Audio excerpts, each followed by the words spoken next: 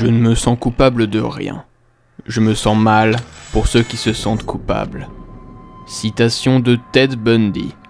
Un sacré psychopathe célèbre qui a assassiné une trentaine de personnes et pratiqué de la nécrophilie sur ses victimes. Il y a bien eu des tueurs en série qui ont parcouru les 100 dernières années, des plus marquants aux plus discrets. Mais presque aucun n'a ressenti un quelconque sentiment de culpabilité ou bien même de regret causé par la transgression d'une certaine norme morale. Certains excusaient leurs actes par des volontés divines, d'autres prétendaient être liés à des divinités. Quelques-uns par amour, ou encore la plupart assouvissaient simplement leurs pulsions. Il y a bien des raisons que les coupables ont pu dévoiler une fois attrapés par les forces de l'ordre ou devant un tribunal, mais rarement la culpabilité était un témoignage utilisé par ces êtres antipathiques. Dans les autres tueurs en série mémorables du XXe siècle, nous connaissons bien évidemment Jeffrey Dahmer, dit le cannibale de Milwaukee. Il tuait, démembrait, goûtait et agressait des jeunes hommes pour la plupart homosexuels. Daniel Camargo Barbosa avec plus de 150 jeunes filles abusées et assassinées en Colombie et en Équateur. Samuel Little, présumé être le plus grand tueur en série de l'histoire des États-Unis avec plus de 93 victimes. Andrei Chikatilo, alias le boucher de Roslov, un génie qui a torturé, mutilé et tué environ 52 femmes et enfants puis consommé leurs organes sexuels. John Wayne Gacy, qu'on appelle le clown tueur, homme d'affaires qui en tant que Pogo le clown aurait accumulé 26 cadavres. Ou encore Pedro Alonso Lopez, le monstre des Andes, avec à son actif plus de 300 filles à travers l'Amérique du Sud. Mais celui qui va nous intéresser aujourd'hui, c'est Ed Gein, le tueur et voleur de cadavres américain qui utilisait les parties des corps de ses victimes comme décoration pour sa maison familiale. Il a inspiré le fameux Psychose de Hitchcock, mais également notre œuvre du jour.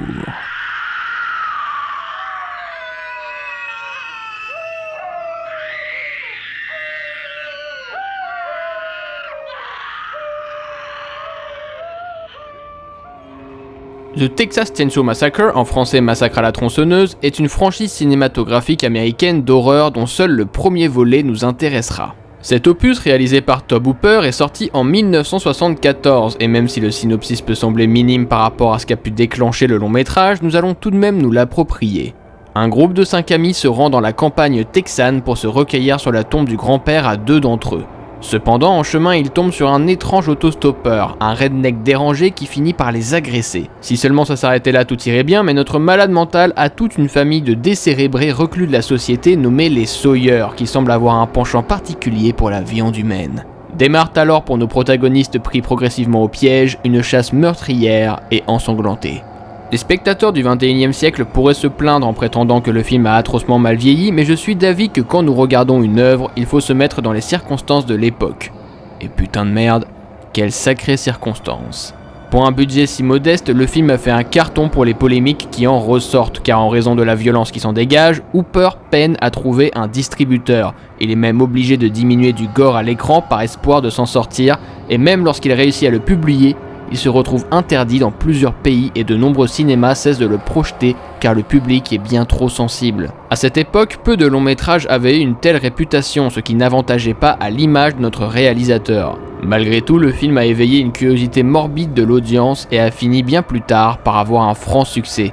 Il est depuis l'un des meilleurs et des plus influents films d'horreur. Il est même à l'origine de plusieurs éléments reconnus de notre culture, comme le genre du slasher ou une partie du body horror. Massacre à la tronçonneuse est projeté comme le pilier du cinéma d'épouvante qui repousse la tolérance et moralité humaine. Ceci principalement grâce au faire-valoir de notre franchise.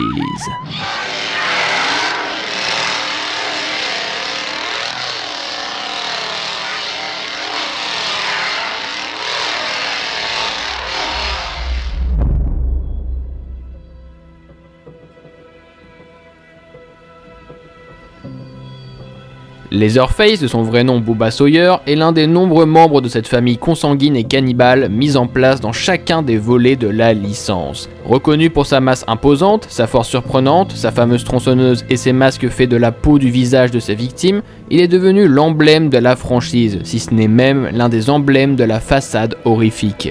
Et malgré le succès de tous les slashers qu'il a engendrés, il reste inégalable à la position du plus grand traumatisme cinématographique du XXe siècle, surtout grâce à plusieurs facteurs. On commencera avec le plus évident, le film a bel et bien sa propre patte esthétique, que ce soit par la pellicule, la mise en scène, les bruitages oppressants, les plans de caméra et son ambiance poisseuse, anxiogène et terrifiante. Ensuite, Leatherface se démarque de ses collègues par une forme accrue de réalisme. Là où Jason, Freddy, Michael, Chucky ou encore Gripsou ont tous un côté fantaisiste et surréaliste nous permettant de nous rassurer en nous disant que ce n'est que fiction, la famille Sawyer ressemble presque trop à des tarés que nous pourrions croiser un soir dans une ruelle sombre à l'abri des regards. Ils ne sont pas semblables à des vilains clichés mais bel et bien à des énergumènes arriérés, hors de tout principe sociaux ou de codes moraux, à part ceux qui concernent la famille. Car il n'est pas anodin dans des régions reculées perdues en pleine campagne que les habitants regardent d'un mauvais œil les étrangers ou encore les citadins. Et Leatherface, lui, n'est pas l'incarnation d'un mal ou d'un vice quelconque. Il est des plus humains, ce qui le rend encore plus identifiable et donc malsain pour le spectateur. On le surprend même parfois à avoir des émotions presque enfantines, de l'affection pour ses victimes, des crises de panique, de l'angoisse. Il se comporte comme un bébé qui serait dans le corps d'un colosse dû probablement à son handicap. Il obéit simplement aux ordres de ses aînés qui l'éduquent, le maltraitent et l'incitent à achever les cibles qu'il les lui impose. Bubba Sawyer est effrayant car il n'est pas opposé à des personnages que l'on pourrait dire existants. Puis enfin, en nouvelle argumentation, il est indétrônable parce qu'il a également véhiculé dans notre société de consommation une mauvaise influence selon l'audience de l'époque, celle de la banalisation de la violence. Le cinéma horrifique avait déjà bien des genres à cette époque, que ce soit l'horreur paranormale, l'horreur SF, l'horreur fantastique, mais Massacre à la tronçonneuse a démocratisé l'horreur psychologique, le thriller fusionné à l'horreur viscérale, défini comme dit plus tôt, de body horror. Ce mélange de genres est un sous-genre qui expose intentionnellement des violations graphiques ou psychologiquement perturbantes pour le corps et l'esprit du spectateur, que ce soit par démonstration explicite de la folie humaine, des rapports sexuels jugés aberrants, des mutilations, de la violence à l'état brut, et j'en passe bien d'autres. Même si cette thématique existait déjà vaguement et que le genre a évolué aujourd'hui en un traitement bien plus hardcore qu'auparavant, c'est bien ce film qui l'a ouvert au grand public pour le meilleur et pour le pire. Je ne rentrerai pas dans le débat éternel de quel est l'intérêt de ce genre d'épouvante, la réponse que j'apporte à chaque fois est bien que la curiosité de l'homme mais aussi la beauté du 7e art n'a aucune limite même dans les sujets les plus repoussants. Mais après mûre réflexion, j'ai compris surtout que si la violence, le thriller et le body horror attiraient particulièrement l'audimat et déblatéraient autant, c'est peut-être bien parce que c'est ce qui se rapproche le plus de notre réalité. Revenons à Ed Gein, l'homme qui a inspiré notre tueur masqué. Lui-même a porté une grande importance à l'aspect familial, en particulier sa propre mère, et il utilisait bel et bien des parties de corps de cadavres ou de ses victimes pour une forme ironiquement artistique. Les images d'archives étaient d'ailleurs apparemment la limite de l'insupportable. Mais ce que nous venons de dire n'est pas propre uniquement à Ed Gein. Souvenez-vous des nombreux tueurs en série que nous avons cités dans l'introduction. Par exemple, Jeffrey Dahmer lui-même avait un appartement que certains décrivaient comme l'enfer sur Terre. Que ce soit l'approche psychiatrique, les tréfonds du vice de l'âme ou encore leurs actes inhumains, Leatherface ainsi que sa famille leur sont semblables en une très grande majorité de points. Voilà ce qui les a véritablement démarqués des slashers fictifs. Mais alors en prenant du recul sur Massacre à la tronçonneuse, on se rend à l'évidence qu'il n'a pas fait qu'apporter une mode maladroite à la gratuité de la violence. Il a surtout apporté une dénonciation des véritables monstres de notre monde et du vice humain. Pendant plus d'une heure, nous suivons de jeunes personnes qui pourraient bien être nous-mêmes, et pendant cette même heure, vous assistez aussi à des aliénés qui pourraient vous traquer vous. Le film n'a peut-être pas seulement été interdit pour du gore trop viscéral ou de l'horreur psychologique trop accrue, mais bien parce qu'à cette époque, l'homme ne voulait pas voir les véritables dangers qui nous sont attendus à toutes et tous.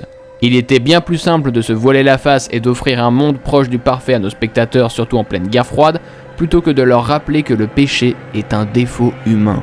Leatherface est un antagoniste réaliste, on l'a bien compris, mais lui et les Sawyer sont la révélation difficile au grand public du mal qui rôde peut-être non loin de vous.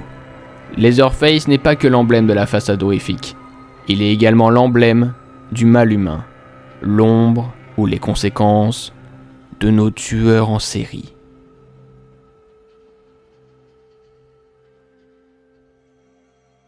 C'est peut-être un point de vue peu nuancé que nous venons de développer, car si nous venons de prétendre que les années 70 n'étaient pas très friands du trash et donc de la véracité de nos fous, eh bien il s'est par la suite retrouvé conquis par ce genre cinématographique.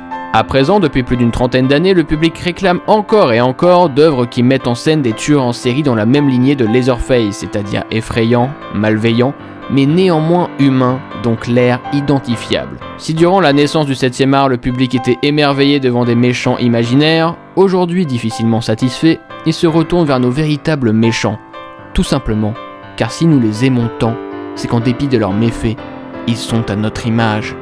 Une conclusion plausible serait donc que, si peu d'entre eux ressentent un sentiment de culpabilité, peut-être qu'en leur apportant autant de crédit, nous ne les aidons pas à se remettre en question.